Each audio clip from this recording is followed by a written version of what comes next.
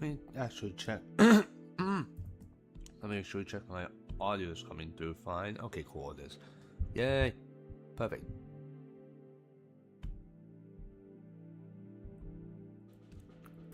Cool. Hello everyone, it's Frozen Helm. Good evening, and welcome back to Fire Emblem Awakening. In the last episode, we recruited probably the biggest flirt in the entire game, Inigo, and he will actually serve pretty useful in endgame, but also more importantly on this next map, because tonight we are doing... Oh boy. This is a map I've been dreading for the whole game, and it's not going to be easy for me. I have a plan, but it's not going to be easy to pull off, and I need to be exact with this, and if the plan fails, then I'm going to have to dig my heels in and fight like hell to even stay alive. Oh boy, this map. Oh god, this map is so bad. It's so bad, dude. You'll see why. I think I've prepared as much as I can for it. Yeah, I think I've prepared as much as I'm able.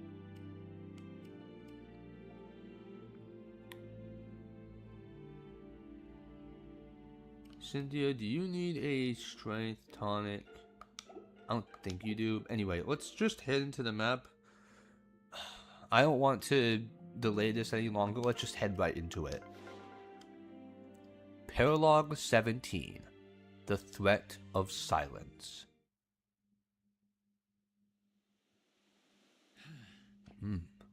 The air is so sweet here. So calming. Makes you want to just flop down and take a huge nap, doesn't it? Tempting. Odd. It seems like anywhere else to me. No. This is Naga's cradle. It is said the divine dragon once called this place home. Here the voice will enact a holy rite to commune with Naga and regain her power.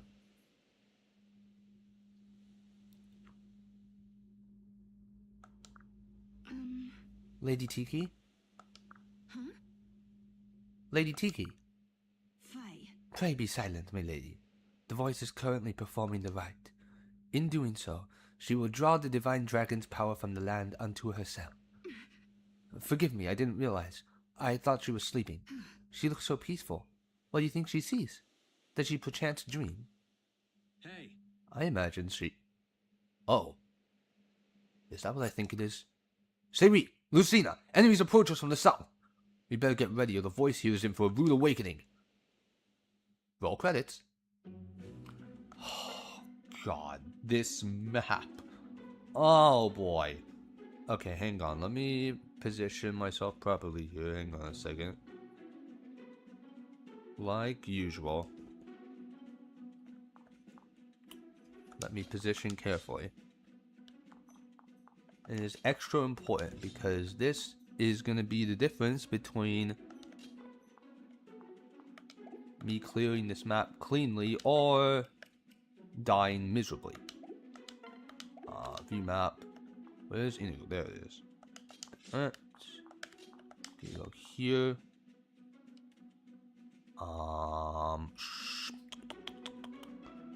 Lissa. Owain, you're rallying from here. Olivia. Stall goes here.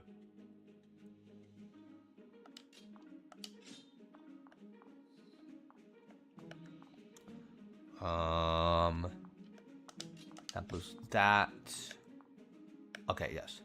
Right, so in preparation for this, I bought second seals, spent 5,000 gold, and I second sealed Libra the Sage, and I second sealed Muriel back to level 1 because she was level 20, right? So I second sealed and built the Sage. Yes, I know I have 3 Sages, but it's just a good class. Like, what can I say? It's a good class. Because stabs are just broken, and Sage is really good magic. Because it's Sage, right? So, yeah, it's really, really good. But, okay. This map. Right, so I know what it says on the bottom screen. It says, where is it? Do that. It says route the enemy, right? But it's, for all intents and purposes, this is a defend map. The only one like it in the game. Because Tiki over here is performing the Rite of Awakening. And we don't want to let her die. So these Risen over here are hellbent on killing her. So much so to the point that they will ignore you entirely and just rush to kill Tiki. Now you might be thinking, great, these enemies don't attack me, what's the problem? Well, because they don't attack you, you get half the opportunities to damage them as you normally would, because you don't get an enemy face to damage them, right? So that is a problem when you consider that there are 44 reinforcement flyers on this map. Why? Yeah, there are way too many. There are oceans, gray waves of flyers on this map, and we're not even in Fates yet. There are so many enemies, and you have half the opportunities to clear them out, because you don't get an enemy phase. It sucks. And reinforcements start as early as turn 2. On turn 2 there's 8, on turn 3 there's 10, on turn 4 there's 12, and on Lunatic there's a turn 5, and turn 5 is 14. I simply don't have the action economy to clear out these enemies fast enough, no matter how strong they actually are. And they are still pretty strong. I mean, yes, they're a bit lower level than what we faced in Inigo's Parallel, but that's because I was deliberately leaving this map till now, because of how difficult it is. This is another one of the hardest maps in the entire game, and honestly, whether it's the hardest map in the entire game really depends on personal preference and how your army is actually shaping up around the point that you tackle it. But yeah, this map is really hard, especially on Lunatic difficulty. And what makes it especially difficult for me is that I do not have any Gale Force units. So, because my Dark Flyers really didn't pan out, did they? So I had to switch them back to Falcon Knight to get rally speed for endgame, but in doing so I do not have Gale Force. And Lister's nowhere near level 15 yet, so she doesn't have it either. So yeah, killing these enemies fast enough is very difficult, if not impossible, with my current squad. What you normally do is you normally make a barricade around Tiki to protect her from attacks, and just watch the enemies crash into you and die when they just crash into your barricade. The problem with that, though, is that on this difficulty, I don't have 7 pairs of units that can withstand multiple attacks from these enemies. It's just, you can't. You don't have enough units for it. So, I don't know if this is going to work, but I have a plan. The plan is to kill the 11 started enemies before the reinforcements ever show up. I have 2 player phases to do this, because you don't get an enemy phase to kill them. I have 2 player phases to kill 11 enemies. But if I do that, the map should end, and we don't have to worry about any of the reinforcements. They will fail to spawn, the map will already be over. But I have to be very quick about it. And I have to be very exact about it too. If even one thing goes wrong, I am in for the long haul. And that drastically reduces my chance of winning.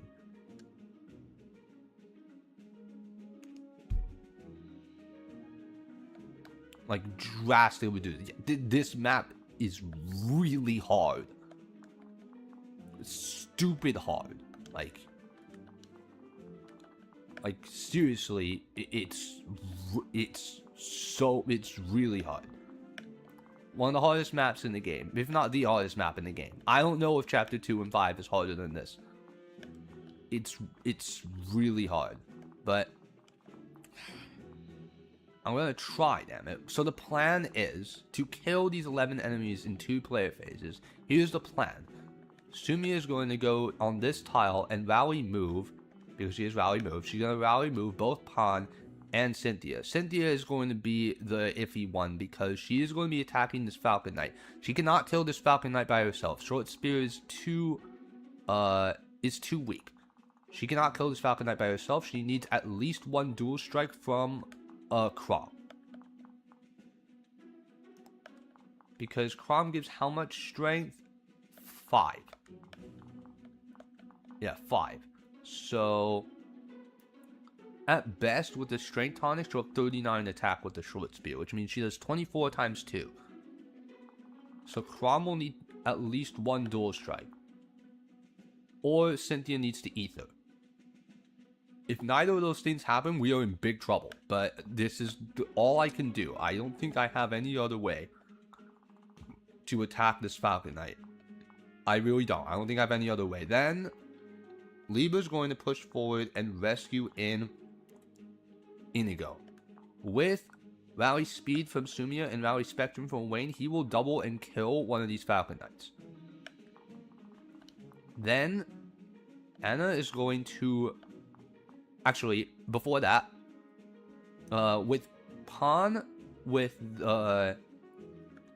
Rally Move from Sumia and Rally Strength, well, Rally Spectrum, but the Strength from Owain, she will kill this Wyvern Lord in 1 round. None of you have Swordbreaker, that's actually really good, but that doesn't, it shouldn't matter. Then Anna will rescue in Stall paired with Olivia. Stall will kill one of these Wyvern Lords. It should be exactly enough with Silver Lance and Strength bonus. It could actually be Steel Lance, I don't know. My calculations are a bit off today. In order to kill this Falcon Knight, Chrom needs to pair with Cynthia. Then, the last thing is that Morgan will rescue down Lissa. And she will be here with her 10 move. 1, 2, 3, 4, 5. 1, 2, 3, 4, 5 is exactly enough. She will 1 round this Griffin Rider. He is bad res. She will 1 round him. And she needs to hit him because he does not move until turn 5 unless you attack him. So we need to kill him on turn 1 because otherwise he's just going to be sitting all the way across the map and we can't kill him. Then after I kill those 5 enemies, the remaining 6 will rush in, close in toward Tiki.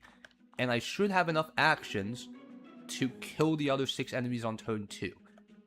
And hopefully, if I do that, then the map will end early and there will be no reinforcements spawning. And the map will end and we will win. That's the plan. Shout out to that one map in Thracia where soldier reinforcements spawn for 64 turns. That's like the final map, isn't it? That's the end game. Right? Like, they'd spawn until like turn 64. And then like 24x, they spawn like way too many freaking like sages or something. There's like 100 of them or something like that. Something like that, I don't know. But anyway. I'm not throwing that hell upon myself anytime soon. Okay, well, that's like chapter 4. Oh my god, chapter 4 for 64 turn reinforcements. That's crazy. Crazy. Alright. I need to bite the bullet and freaking throw the band-aid off at this point. This is... oh boy. Let's hope that my strategy pays off. It's a bold strategy, Cotton. Let's see if it pays off for you. Let's begin. The voice is defenseless in this state. We must become a shield until the rite is complete. We await your strategy, Robin. Make us a wall of steel. Respectfully say we know. That is not how we should do this. Instead of defending, we should attack. And we should attack hard. We need as much attack as possible. So, rally move. Rally Spectrum. Okay. Now, Pan should kill this Wyvern Lord. Yes.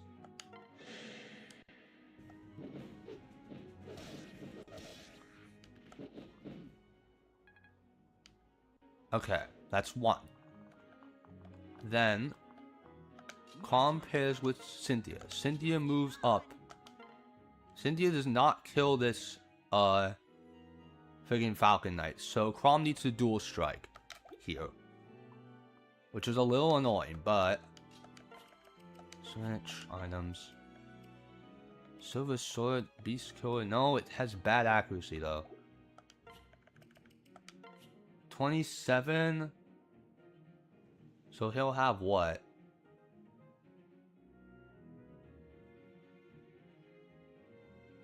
39 attack? No, it should be enough to kill with only one dual strike. It should be enough.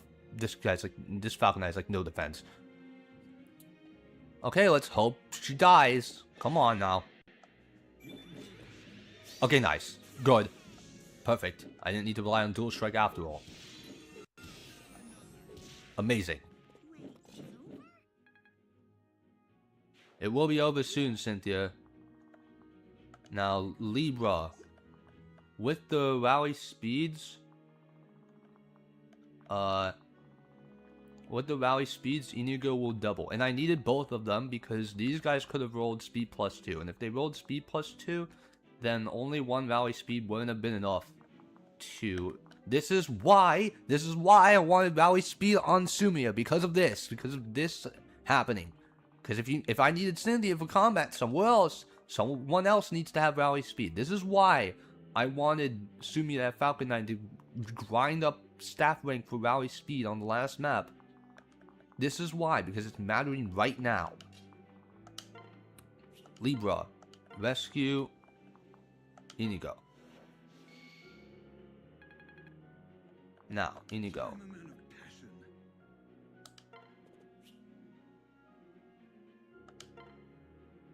Perfect.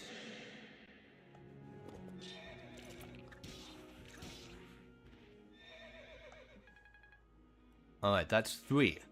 Then, Olivia, pair with Stall. Anna, if you go here, 1, 2, 3, 4, 5, 6, wait. 1, 2, 3, 4, 5, 6, 7, 8, okay. This spear guy's fine, he'll kill him. Now rescue Stall. Stall kills this one. Okay, I only need steel, perfect. Don't want to waste silver if I don't have to, but you know. In.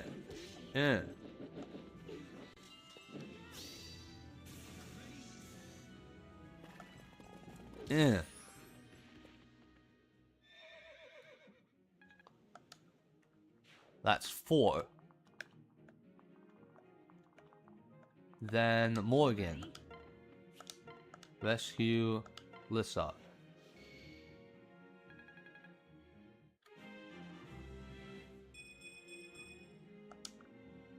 Lissa, move up.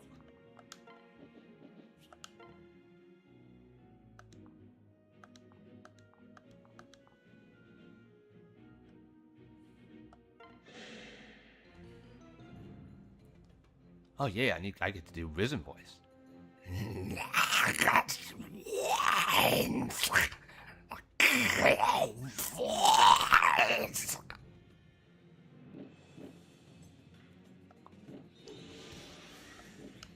Ow. Die.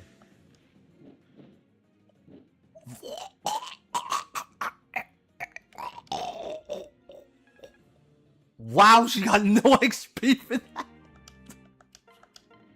She got 17 XP from a boss kill. Oh my god. Oh my god. Formulate a plan. Oh, we need a plan, Muriel. We really do. We need a plan. We need a plan, girl. Okay. Do I rescue somebody? Do I rescue someone now? Because... Do we need the freaking rallies for anything? I don't think we do. Plus 19 speed, dude, god. But I don't think we need the rallies for anything. Stall should be able to kill this Wyvern Lord with Silver Lance. And, Anna will rescue over Pawn. Pawn should be able to kill one of these Griffin Riders. Lissa kills a second, Muriel kills a third, and Inigo kills a fourth.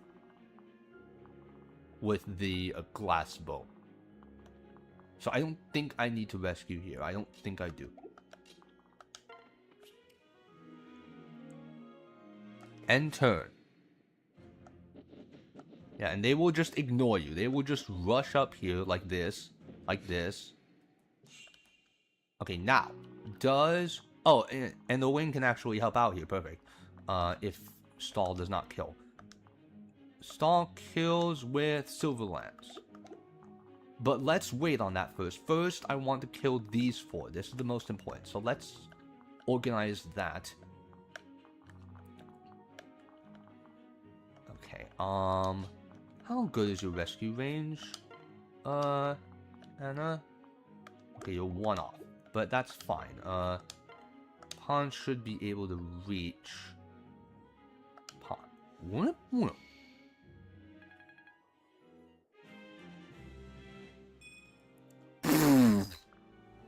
That sucks. Okay, pawn should be able to reach one of these guys. Perfect. You will die. Then, Cynthia.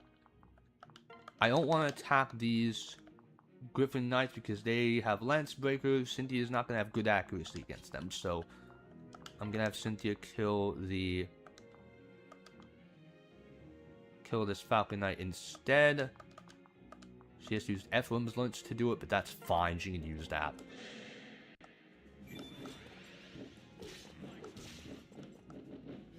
Ow.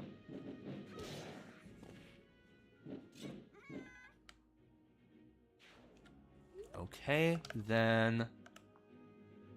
Okay, can you rally to my rescued space? I don't think so.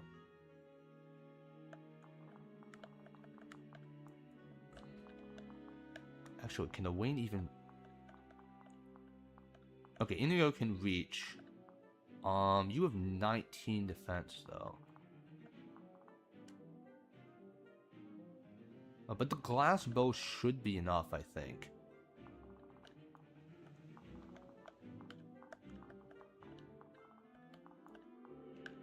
If I rescue and land him here, 1, 2, 3, 4, 5. Okay, he can take one of these guys. Probably the Tomahawk because he'll live 1. And then Owain can rally him if necessary. If necessary, Owain can rally him. So let's rescue in Inigo. Then how do you do versus this guy? Oh, it easily. Perfect. Perfect.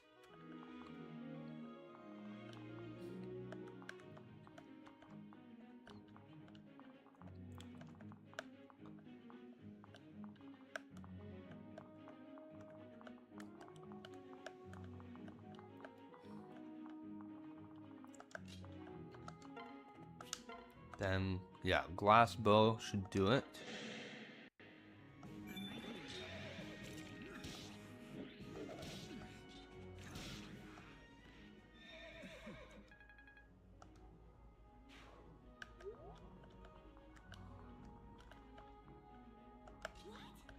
Then Lissa.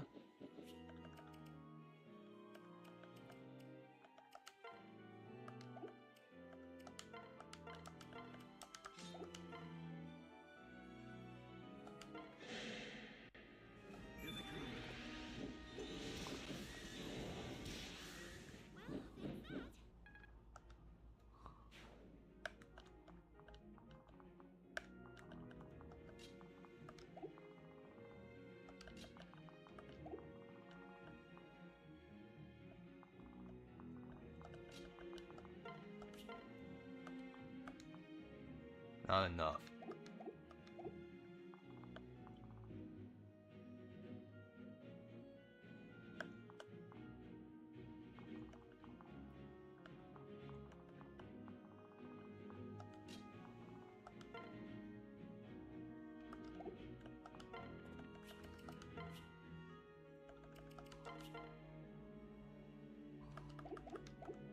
Let's just attack just to...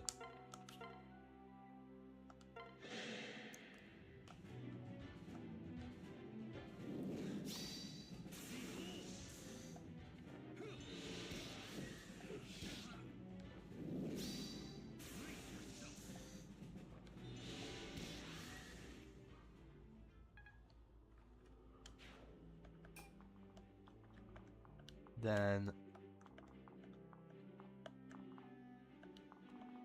ton.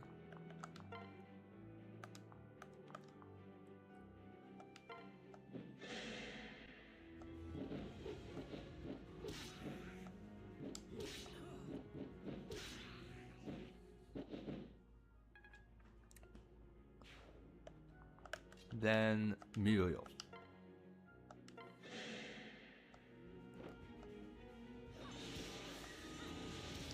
Asinine knave. And that should end the map. Yes! It worked! Let's go! Yes! The plan worked.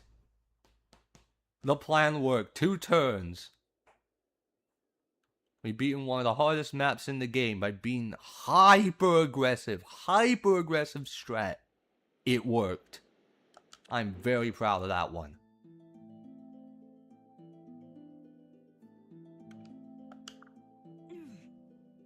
Are you unharmed, Lady Tiki? Thank you. I don't have a good Tiki voice. Yes, thanks to you. I apologize for the delay, but the right has borne fruit. Hmm? You've taken in the power of the Divine Dragon. Yes. Some of it, yes. It's strange. This power had always isolated me. Many were the days I wept alone, cursing the charge placed before me. Lady Tiki. But now my power has a purpose, and the world needs it to avoid a ruinous future. And so I shall offer it freely. Allow me to join you. But don't you see? Are you certain? I am. I've had quite enough of living in solitude, thank you. Besides, I've always longed to better know this world. Now I can help you save it. Oh, Tiki, if only Manakete wasn't a horrible class in this game. If only Manakete was an absolute dog water class. I'm sorry, just Manakete is such a bad class in this game. Like, it really is.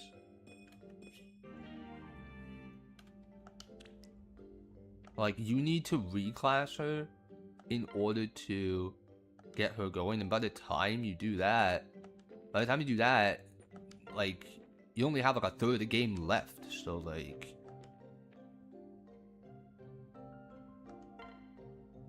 Like, why would you do that? Like, Manakete is... You might be fooled by going, hey, it's 1-2 range. Infinite 1-2 range is great. Okay, wait, what surge is this? Oh, nice! Finally, a surge fucking goes my way. Strength and defense on stall. Yes, that's amazing.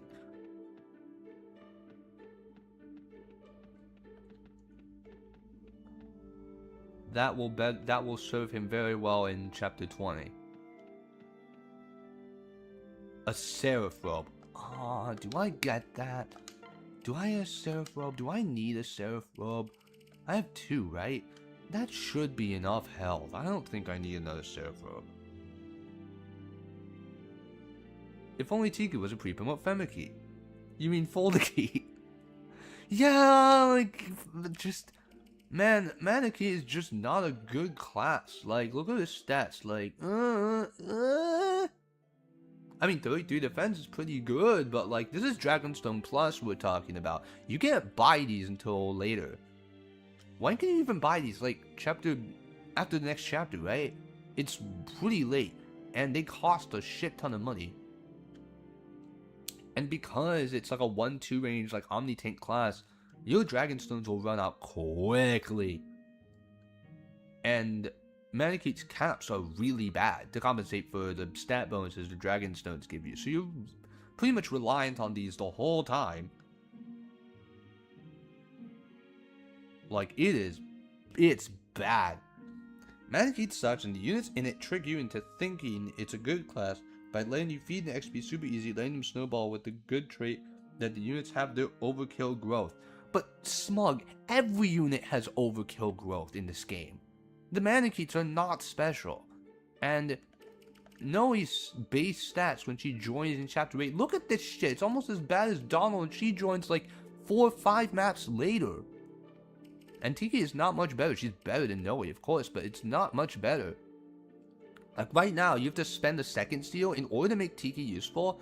I have to spend a second seal to reclass her in like Wyvern or something, then also spend the Master Seal to promote her into Wyvern Lord, and the earliest you can unlock this map is chapter 19. By that point, you only have like 7-8 maps of the game left to go. When are you gonna find the time to train Tiki if you haven't stockpiled paralogs just to train her? By this point, you already probably have a full team of units that can withstand the maps thrown at you. Tiki kind of just comes way too late to build her. Like, she's better than Noe because Noe is just irredeemably bad bases, but not saying much. It's really not a high bar to clear there.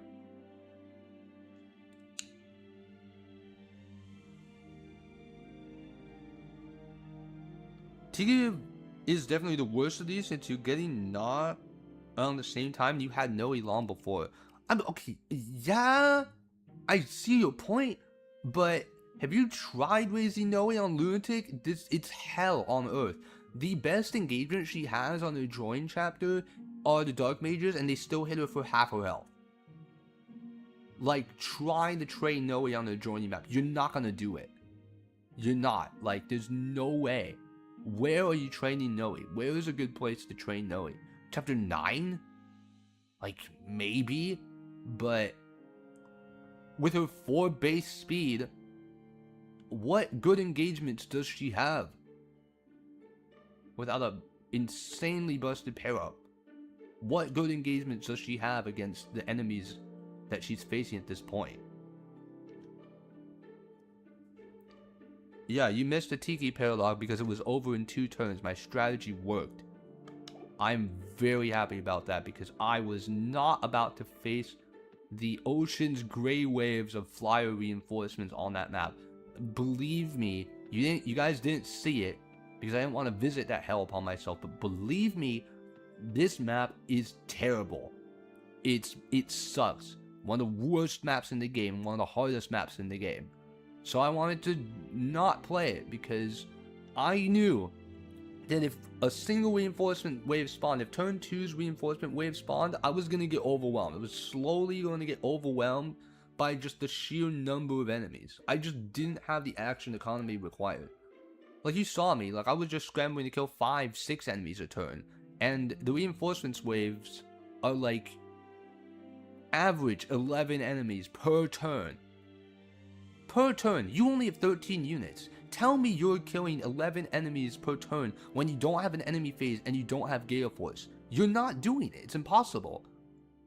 So, yeah, like, that's why I just wanted to get it done with as fast as possible, because there was no way I was going to win a battle of attrition with that many reinforcements. And I'm very glad that I pulled that off and that it worked. Mannequins are mages, but bad. Well, okay, they're not really mages because they hit on strength, but they're like they desperately want to be like how hand axe and javelin calves worked in GBA, but they lack like everything that that hand axe and javelin calves in GBA had that made them stupidly broken. Dragon stones are super expensive and not nearly as accessible as hand axes and javelins. Mannequin's class has horrible base stats.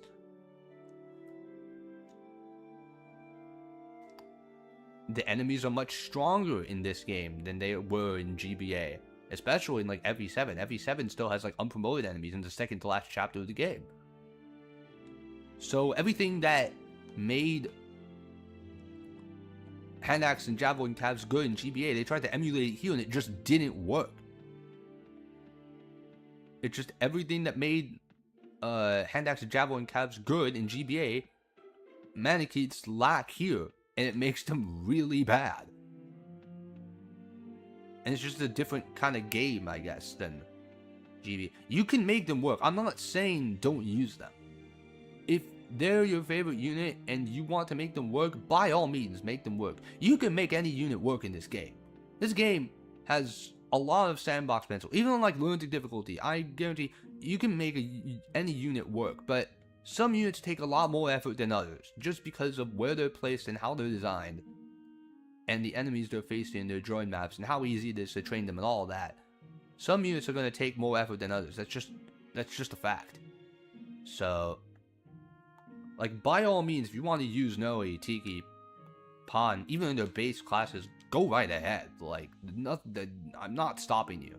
But I just never really felt that they were good options.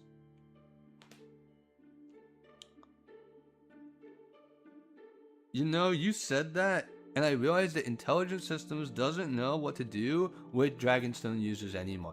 Yeah, like, Corrin was decent, I guess. Like, Corrin was decent. I get the point of the Dragonstone being an early game tank, and you kind of just, you know, it kind of falls off, like, in mid-game, it kind of falls off and you transition into your actual build later. Like, I get that. Like, that's neat. At least the Dragonstone has a purpose in the early game. Like, that's fine. But here, Dragonstones are a woefully insufficient crutch to prop up the horrible Manakee class. Same thing with Beast Stones. They're an insignificant crutch. Insufficient crutch to prop up the horrible Taggle class. And Taggle's even worse than Manakee because it doesn't have 1-2 range.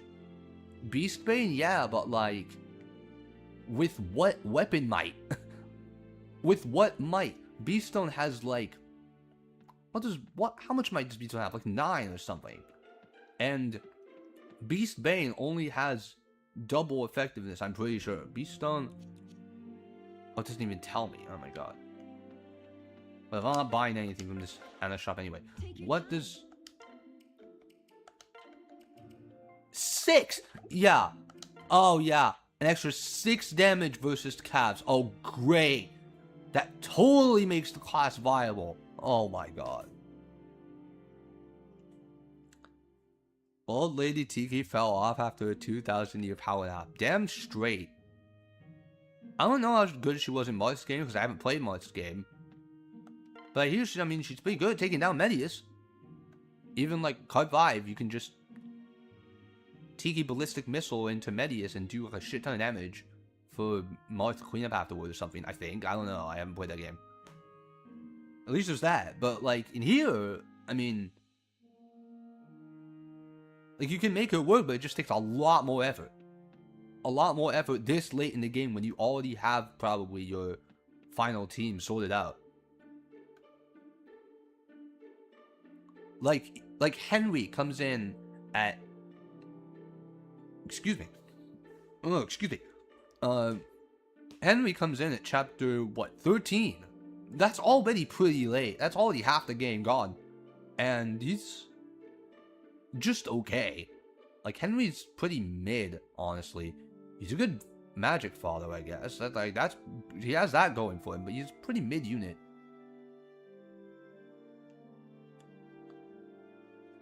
And if you want FE3, she's a reasonable late game deploy. Yeah, no, that's what I'm saying. Like, she has usefulness there. Like, Manakee class wasn't, like, complete garbage. In the remake, she doesn't have any reason to be used. Yeah, like, same with Bantu, right? Bantu is, like, comically bad because just Firestone is, like, bad and it doesn't have effectiveness bonus against whatever it is. Like, Fire Dragons, I think it has effectiveness bonus against in that game. In, like, FE3, and it doesn't have it anymore. And Bantu has, like, comically awful base stats.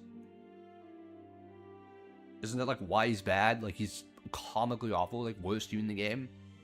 Yeah, so I guess they just made Manakeets less of a, oh, you get this win button, but it's only like 30 uses of your Dragonstone, and more of a, oh, they're kind of general purpose things, but like they can attack like 1-2 range, for example, or like hit on res in a game that's like really valuing hitting on res, but they're overall stats are lower to compensate for the fact that they have like 1-2 range, unlimited 1-2 range, and hit on res, or something like that. But they're just trying to balance it to be more like a general purpose unit, and it's not working. Like, Corrin was the right idea, I think, but with, you know, Noe, Tiki, Pan in this game, it's bad. With Kaden, Selkie in Fates, what are you really using Caden and Selkie in their base classes for, aside from weapon breaker, dodge tank shenanigans on Wi-Fi? Ninetales, like Kitsune Ninetales was meant to be like the mage killer sort of beast class, right? But it doesn't really do a good job at that because it doesn't have 1-2 range, and the weapon might is actually horrible. It's terrible, and the mages are so frail that you don't really, like, you're not really hurting for killing mages anyhow, because their physical bulk is bad. You can just do it with any other physical unit. Doesn't really matter, right? We don't really need a dedicated mage killer beast class. Like, just get a Falcon Knight, right? They have weapon triangle advantage even. Have them be your mage killers, not Kitsune. Ninetales is worse Master Ninja, and the two Ninetales units would rather be Master Ninja. Yeah, exactly. If you want mage killers, just have a Master Ninja. That's what they're there for. They hard counter mages. Just do that. You are not hurting for mage killers. We did not need another mage killer beast class that's worse in like every way to Master Ninja and even Falcon Knight. Selkie can class in the Falcon Knight. Like I paired Azura and Caden actually, so Selkie could actually class in the Sky Knight, and I did that. I made her in the Falcon Knight, and she's way better in Falcon Knight because it actually is good bases and weapon variety in that class. Like there, she's actually good, and she can use her high speed with more weapon variety than just Beast Stone, Beast Rune, Beast Stone Plus, and that's literally it. Like, congratulations, dude. Congratulations, like, we didn't need this. And then, like, there's what is it? There's Wolf Segner. Wolf Segner's better than Kitsune, but I can see what they were trying to go for, being a tank in like the late game that can wall stuff after, you know, Dragonstone falls off. Like I get that, but even so, it has its limitations as well. It's better than Kitsune for sure, but it also still has its limitations. Can Keaton go in a sniper?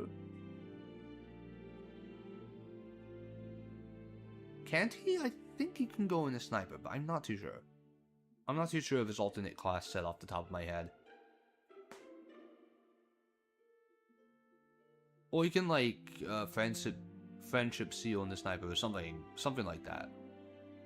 Like that, he can be pretty decent. Like sniper's really good class, like top 5, like top 4 class. Sniper's stupid good in that game. But anyway, yeah, like they're kind of having trouble making beast units shapeshifters good again, I guess. Like I said, they made it less of a, oh, this is a win button, but only for 30 uses of your Dragonstone, and then they're useless. And more of a general purpose unit, but their stats are really low to compensate for them.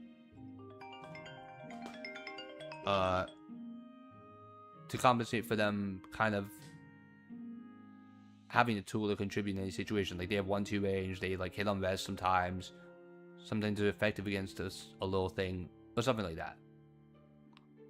But like it doesn't really work, you know, because by the time you get them, or by the time you've trained them rather, you already have units that can do most of what they do anyway. You build specialist units that are there specifically to, you know, your unit roles by the time you've trained this generalist unit in Maneki with worse stats. Like, you know what I'm saying, right? Like, I'm sorry if I'm kind of confusing you guys here, but you get what I'm saying. Keen's class is fighter. Oh, okay. Common parry Ismos, you get sniper from that. Okay, fair enough. Yeah, fair enough. That would be pretty good for him, honestly, sniper. With his high strength. He could probably one-shot flyers. Probably. And do like really good chip to like everything else. Like Master Ninjas. He might even, like with his high strength, like rallies or whatever, he might even be able to one-shot Master Ninjas. Like a sufficiently powerful bow, like Iron Bow, like +3, +4, he might be able to one-shot Master Ninjas. And he can be kind of a... Like in Chapter 25, for example, on Conquest. What you might do is you might give Camilla a hand axe and one-shot the Master Ninjas on Retaliation with a sufficiently powerful hand axe, and because Camilla is like really good. You do that. Maybe Keaton could fill that role because he's sufficiently defensive.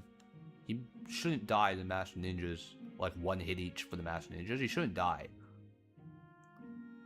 So if he's not going to double them, maybe he just one-shots them with a sufficiently powerful bow. Like, that's what I did with Chapter 25, is I did it with Mozu, but Mozu had like 50 speed by then with Niall's pair-up and rallies. So she would just outspeed the Master Ninjas and just kill them.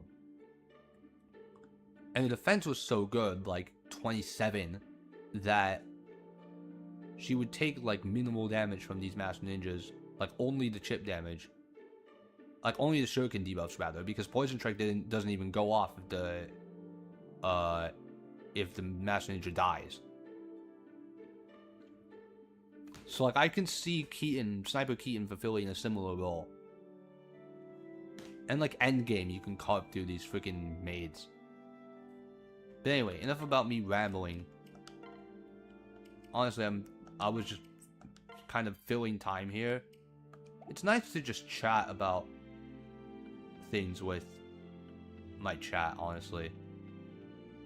Especially because this stream ended up being pretty short. Thankfully. Keaton's natural pair-up bonuses are a lot of strength and some defense, which goes really well with Wolf Segnu's strength and speed. True. Wolf Segnu's good strength, good speed. Keaton gives defense, like he can be a good like backpack for his spouse, or maybe someone like Xander or Camilla, like your frontliners, maybe even Silas. If you don't have like a great knight on hand, you could give Keaton pair-up bonuses to Silas. Maybe Vow of Friendship as well, you know, elbow room. He was pretty decent. But like, again, I can see the appeal. Certainly better than, you know, Ninetales. But if you're looking for a physical wall, you're getting Xander in 2 chapters. Right, on Conquest. You get Xander in 2 maps. And Xander plus Charlotte gives the only thing Xander lacks, which is speed. And she gives a stupid amount of strength as well, like plus 8 strength or something stupid like that.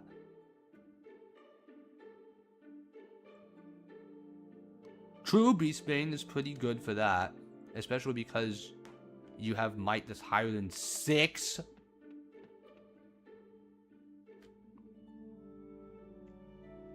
Or do you mean Beastbane in Awakening? Like, Beastbane in Awakening, doesn't it only double the weapon might? Or is it triple? Even if it's triple, like, you only have 6 might, bro. You have 6 might unless you get Beaststone Plus, and you don't get Beaststone Plus until the next map. Chapter 20. Okay, Beastbane Fates. Okay, fair. Okay, that's what I thought. Yeah, Beastbane Fates is pretty decent.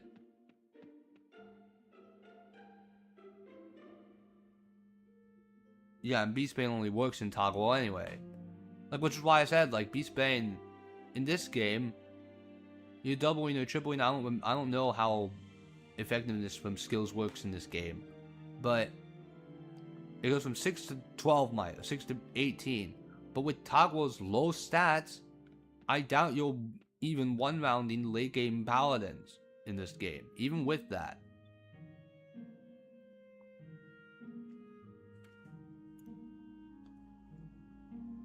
I use Keen as combat unit because he still kills things and it's hard to kill.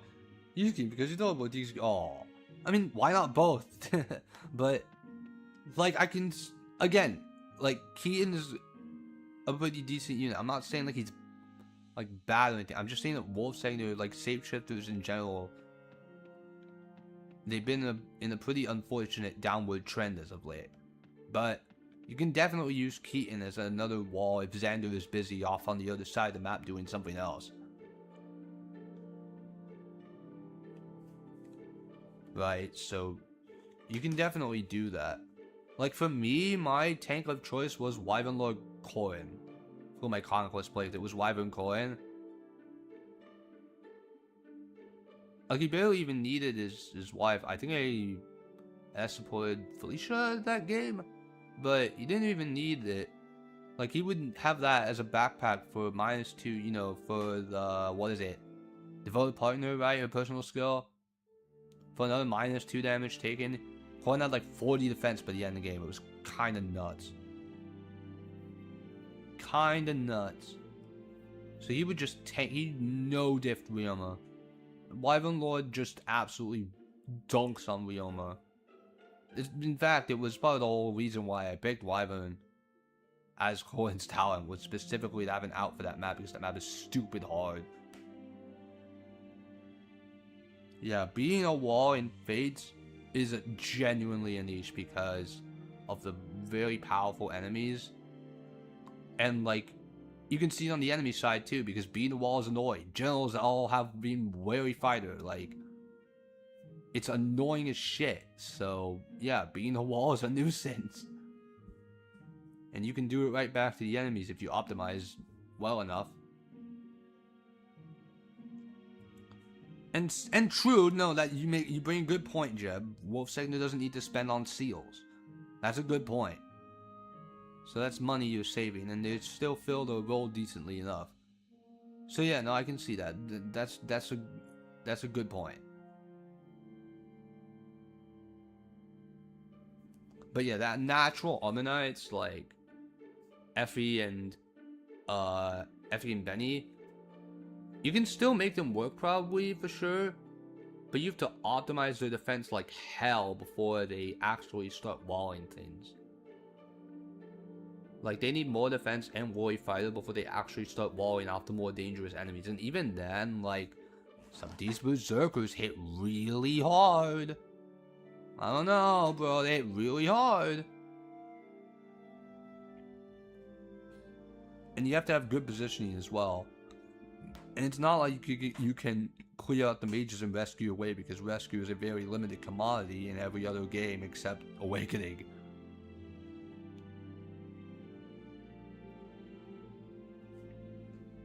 Yeah, and Effie is there to plug the hole in the adjoining chapter. Makes sense. I mean, it's okay to have units that perform well in the adjoining chapter and maybe 1 or 2 chapters after it, just to like teach you, oh, this is this unit archetype, this is what they do best, and then you can show it through gameplay and not just outright telling the player. And that's really nice. Like, those kind of units aren't going anywhere, and I don't want them to go anywhere. Like Etier, for example. Etier is pretty bad in Engage, pretty bad, but she's very useful in the join map because she one-shots the annoying flyers in Chapter 3 otherwise. If she didn't have Etier to one-shot the flyers in Chapter 3, that map would be a lot harder. On Madney, at least. Like, only other unit that can probably wall off those flyers is probably Vander. Everyone else is like, eh. Boucheron gets doubled. Alfred probably gets doubled. His defense is not high enough. Aliu gets broken. And good luck tanking him with anything else. So Etier is there to clear out the flyers that go out on the open sky and are annoying in Chapter 3. And that's kind of like the purpose she serves, and you see that, oh, archers can clear out pesky flyers. Great. And it like kind of tutorializes that without like outright telling you, beyond like the first turn where it does that. But like you get a map to kind of scope her out. Same thing with Alchrist. Effie heavily requires a reclass. In particular, she really doesn't like Armonite just because Warrior Fighter requires so much investment to pick up, and it dunks on her speed stat. Yeah. What's her speed growth? I don't remember. Effie has additional problem with having a dog shit heart seal class, so she needs S support, even more investment. Oh, she does have Kinshi Knight access. Oh, I didn't know that. Right, I mean, because she does sniper access, right? She can clear out those dear pesky plumbers. Oh my god. But like, Etier is like useful on her join map and kind of not much else, but That's okay. Like, you can have those kind of units. Not every unit needs to be like a growth project that you can use the entire game, you know? Otherwise, you know, how distinct would they be? When everyone's super, no one will be sort of situation, right? So, like, we need these kind of archetypes. Like the Gotos, the Ests, all of that. To make our units distinct and to make us love building them. So, having units like Etier or Effie in a drawing map, or Benny, Charlotte, units like that go in their specific roles and not necessarily, oh, you can stick them in here and watch them kill 20 enemies on enemy phase because their stats are that high, you know? Not every unit needs to be like that. Not every unit wants to be like that. And it's that kind of play that makes Fire Emblem so interesting to me. Is to recognize unit roles and play to their strengths. And not just try to fit every peg in a round hole. You see this rectangle? That's right. It goes in the square hole. I've seen way too many people try to play like that. Fit every peg in the square hole and then complain when it doesn't work out for them. Every speed goal is 55? What? Really? It's that high? Jesus Christ! What the fuck? That's fucking Hana tier's speed growth. What? I did not know her growth was that high. Oh my god. Jesus. Okay, alright. 55% speed growth. See, I'm kind of glad now that, Fortune's Weave is apparently making, growth display finally. So I don't have these moments of, oh, wait a second, this guy has 55% speed growth? I wouldn't know because they start in, Armonite. Or, Clan has 10% personal magic growth. I wouldn't know that because he starts in Mage and you'd think he's just not getting him his magic levels. He didn't know his strength personal was 35 and his magic personal was 10? Fuck you. Or like Anna. Anna's personal magic growth is 50%, but you wouldn't know that because she starts an Axe Spider.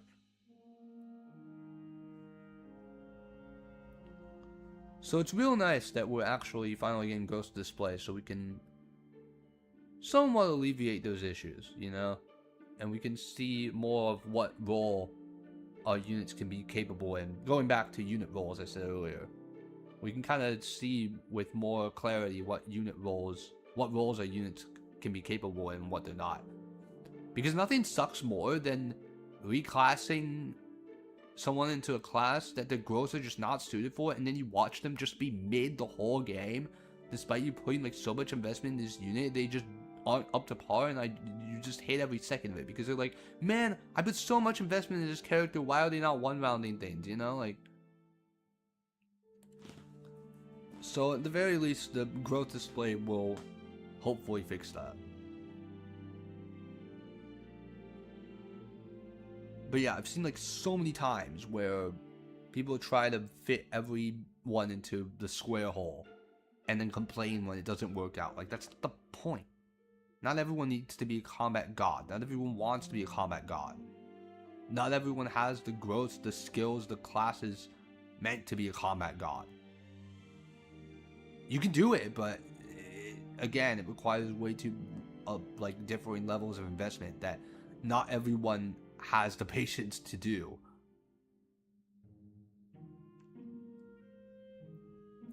I was about to say Caspar is the perfect example, but Caspar doesn't have issues one-rounding from the bench. Are you sure? Like, I mean, okay, it's 3 houses. You can grind him up really, really easily. Put him in an adjutant, he'll be capable. Okay, you know what? Yeah, I can kind of see your point, because the bench in 3 houses still gives you XP in the form of adjutants, so. And just make him a brawler, make him guard adjutant, slap him on a tank, and bada bing, bada boom, you'll get tons of XP just from sitting there and being God Agiton, the most broken Agiton in the game. One of the most broken mechanics in the game, full stop.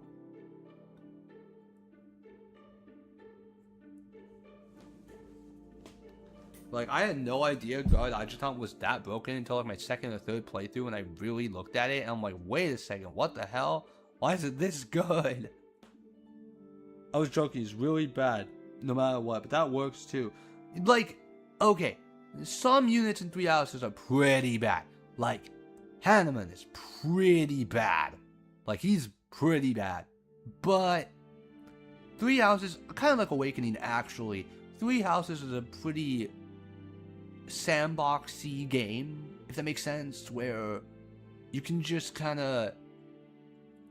It's really easy to power up your units well beyond the level curve that the game expects of you. Just from all the auxiliary battles you get, the Agitons, the battalions, the forged weapons, the stat boosters in the garden, etc, etc. You have all these tools that you can do. And you can put anyone in any class, and class mastery, grind them in a skirmish map with broken weapons. You know, there's so many tools at your disposal in that game that it's really not that hard to build really anyone you want. Going back to the square hole thing that was mentioned earlier, 3 houses, there's, instead of having 1 hole for each shape, there's like 39 holes, and 37 of them are square holes. It's pretty fucking easy to make your skrunkly good in that game. Mercedes, I love her, but she is the bench woman. Yeah, like, I used to think that she was like a really good, like, healer, but I see your point now. I see your point. But, Smug, the only reason I see your point about Mercedes being bad is that I was playing a ROM hack that auto-skilled every unit to 8 levels past your average party level. Only then were the enemies dangerous enough that I felt the lack of utility magic that Mercedes has. Because if the enemies are, provided the enemies are dangerous enough, you need utility magic like Rescue or Warp to thin their numbers safely enough. Mercedes doesn't have that. And the enemies are dangerous enough that you don't really get like hurt in the traditional sense. You either get one-rounded or you don't.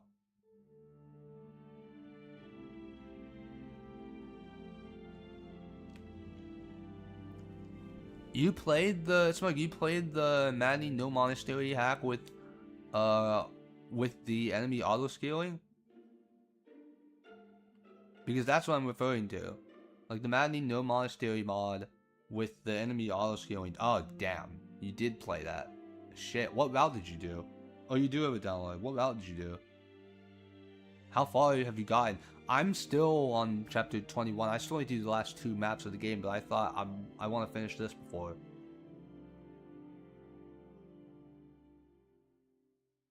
Golden Deer? Okay, makes sense. I'm curious how those time skip maps play out compared to Blue Lions. You're 16? Okay. So you're in Great Bridge of Murden then. That map's not that bad. It's not that bad. When you get control of the fortress, the freaking demonic beasts just sit there and patrol and do nothing.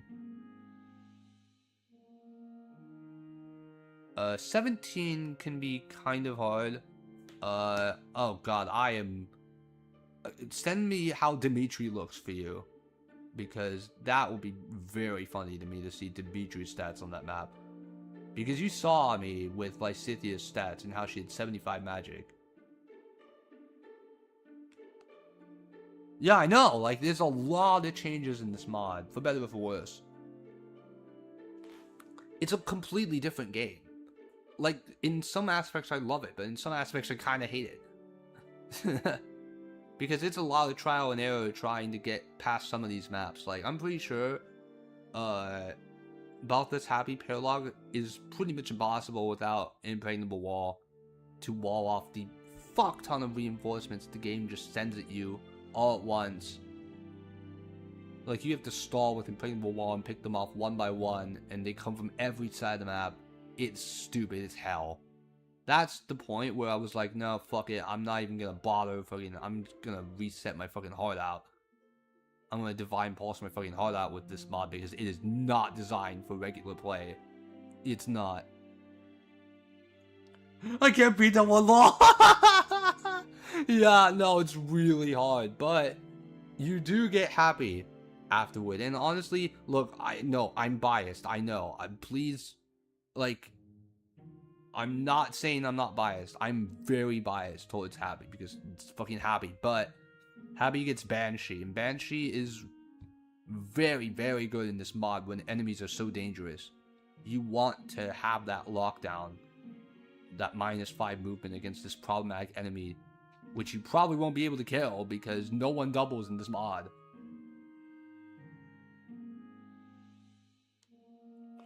But like, yeah, like I got to chapter 21 and I just have been putting it off because I wanted to beat Awakening Lunatic first. And like, chapter 21, Petra literally is 80 speed. 80? She normally has like 62 or something. But here she is 80. Doesn't really change how you beat her, but still. Then like the enemy War Masters all have like 59 strength, 59 speed. And then the Wyverns have like 54 strength.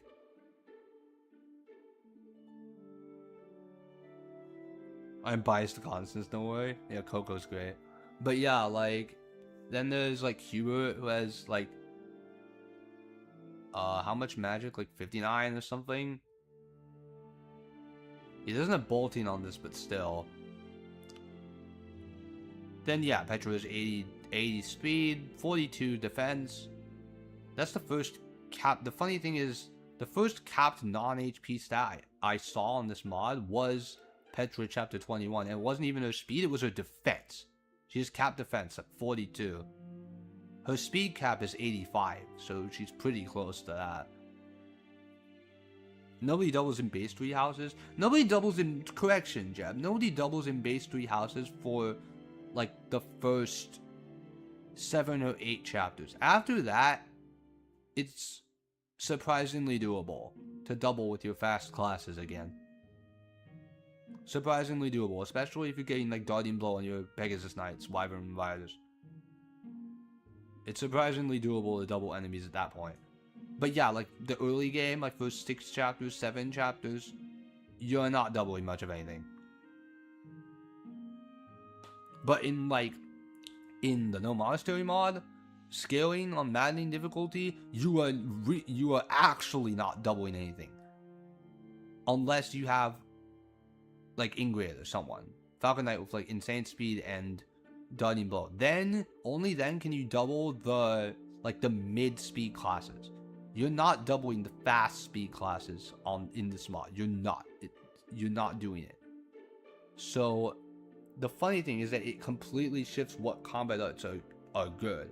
I mean, Brave combat arts are good as always, but like sometimes you wouldn't really use combat arts because you would double things and it would do more damage anyway. But in this mod, because you're not doubling anybody, your single hit combat arts that do more damage are honestly your best option sometimes for just getting that burst damage out to kill. And brave weapons are very good in this mod because they let you double regardless. So like Leonie with double bowfarer and brave bow is really good for me. She's been a really good damage dealer because she can hit from 4 tiles out and she can double because brave bow, right? But like in, you know, base 3 houses, you wouldn't really use combat arts because you double anyway. But like then now I have like Marianne with Moral Savant, Soul Blade, like Sword of Zoltan or something, and she does like 70, and which is enough to one-shot some squishier enemies, but more often than not it's like 3/4 of their health, which is still really, really good. It's just to blast through these tougher enemies. And skills like Axebreaker are really helpful in this mod because War Masters will kick your shit in. They're not something you survive in the traditional sense of, oh, you got hit, you survived. No, their strength is so high that and speed is so high that you will get one-rounded by them if you don't just stack a void and dodge. In this mod. That's how ridiculous, that's how ludicrous the enemy stats are in this mod. that you have to dodge. Like, you have to. But yeah, I got a big case of the EP2, so I will also head out. Thank you guys for talking with me and filling the void in this stream, because I know it was pretty short, actual gameplay-wise. Another Iron Man chapter in the books. I'm very glad I don't have to do that fucking map, bro. Believe me, you guys didn't see it, but please believe me, that map is stupidly hard. It's really hard once the reinforcements start coming in, so thank God I didn't have to deal with that tonight. Anyway, thank you all so much for watching. That'll do it for this stream. If you enjoyed, be sure to like, comment, and subscribe for more, and I will see you all next time. You have a good night, everybody.